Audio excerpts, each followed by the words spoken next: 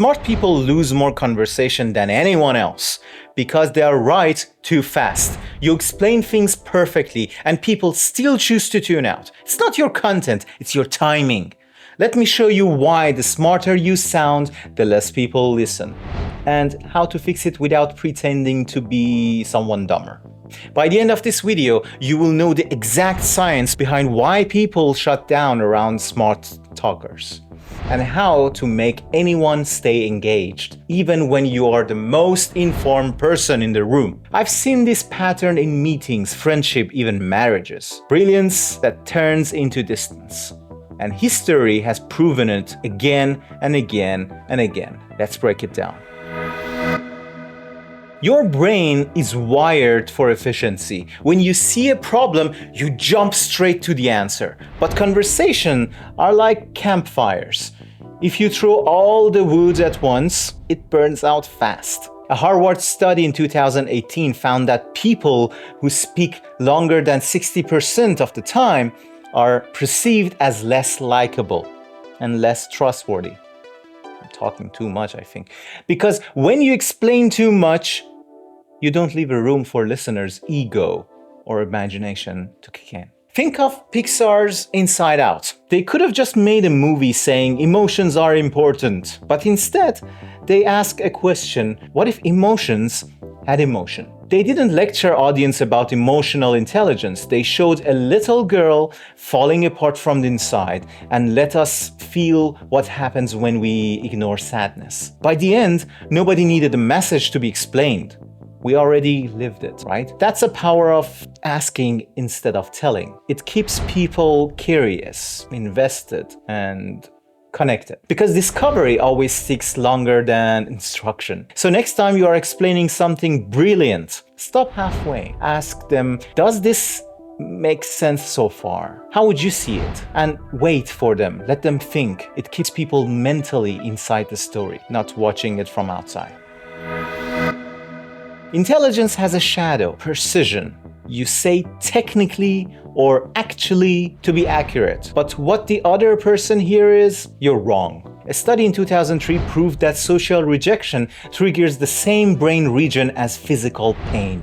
So when you correct someone, their brain literally flinches. That's why they withdraw, go quiet, or suddenly agree to just escape. Einstein learned this lesson the hard way. When he first introduced relativity, most scientists didn't reject the science itself, they rejected him. They said his idea was absurd, arrogant, and disconnected from reality. He was too confident, too certain, too Einstein. In 1905, his miracle year, he published 4 papers that changed physics forever. But almost nobody understood them. His writing was too abstract, too technical. Even other physicists say he's talking in riddles. Einstein wasn't being dismissed for being wrong. He was being dismissed for being inaccessible. So he changed strategy. Instead of hammering equation, he started telling stories. He said, imagine you are on a train moving close to the speed of light. Suddenly, relativity wasn't a wall of math. It was an experience. People could see it,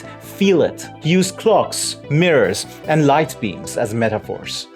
That turned the invisible into something human. That shift transformed everything. The same community that once mocked him started calling him a genius, because he stopped trying to convince people and started trying to connect with them. Einstein translated his intelligence. He made complexity feels like curiosity. So swap your wrong for that's interesting. Tell me how you see it. You will turn threat into trust, and trust keeps people interested.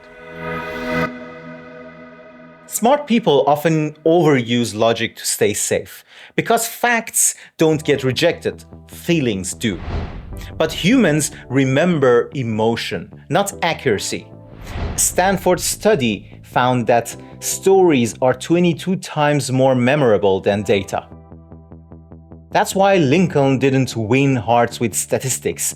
He didn't stand on the stage reading numbers about economics or policy. He spoke in pictures that people could feel. and see. When he said, "Whenever I hear anyone arguing for slavery, I feel a strong impulse to see it tried on him personally," it wasn't a line of logic, it was a mirror. He forced people to see themselves in someone else's pain. During the Civil War, Lincoln often visited hospital to speak directly with wounded soldiers.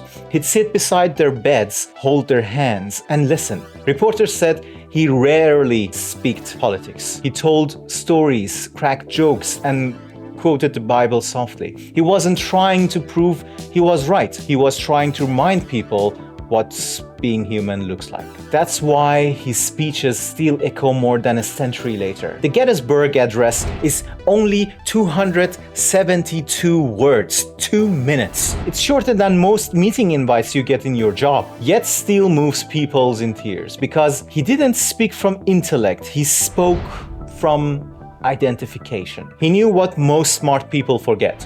Facts change minds. Feeling change history. If you want people to listen, make them feel. Instead of, "We need better collaboration," say, "Remember when we fixed that crisis together? That energy built trust and we lost it. We need to work again together. We need that energy again." Now they're not just hearing you, they are feeling it in their bones. Before the last point, if you ever watch someone's eyes wander away while you were mid-genius, type one word in the comments. Maybe ouch. And if you want to sound human without watering down your intelligence, go watch my video, How to Sound Natural. It will click, I'll promise. Alright then, let's finish with a lesson from history's best communicator. You drop your intelligent idea, nobody reacts. And you rush to fill the gap. But silence doesn't mean they're bored. Sometimes it means they are processing. A 2018 study showed that a 2-second pause increased perceived trust and thoughtfulness. Nelson Mandela used this like a superpower. In every meeting, he'd let others talk first. Sit in silence and think before replying. People called it wisdom. In truth, it was patience. He once explained that habit came from watching his father, a tribal chief, lead community meetings in their village. His father would always be the last to speak. He'd sit quietly, listen to everyone's opinion, every argument, every emotion in the room.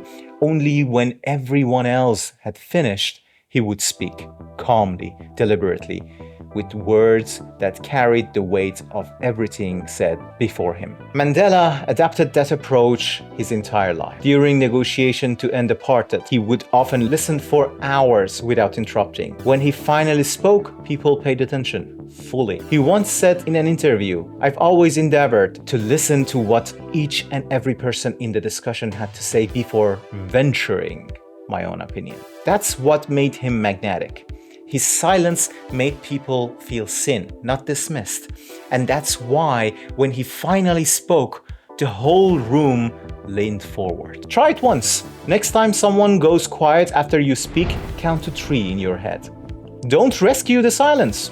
You'll notice the moment they start speaking again, they'll be more open, more real. That's when you've stopped talking at them and start talking with them. Years ago, I ran a meeting to fix a broken product. I had all the answers, timeline, graphs, and more than that, I had all the solutions. Perfect, right? When I finished, no one had to add anything. I assumed nobody cared. Later, one engineer said, "You already had all the problems solved. Nobody had anything to add anymore." That's when I realized I created distance. I robbed them from their growth. I learned my lesson. Next time, I tried something different. I presented half of the plan and said, "All right, how would you handle this part?" Then I stopped talking. They solved it better than I ever could. Here's the truth. You don't lose people because you're too smart or you're too informed. You lose them because you make them feel unnecessary. The goal isn't to sound intelligent, it's to make intelligence contagious. So stop explaining, start exploring. If any of this makes sense, drop your biggest ouch moments below.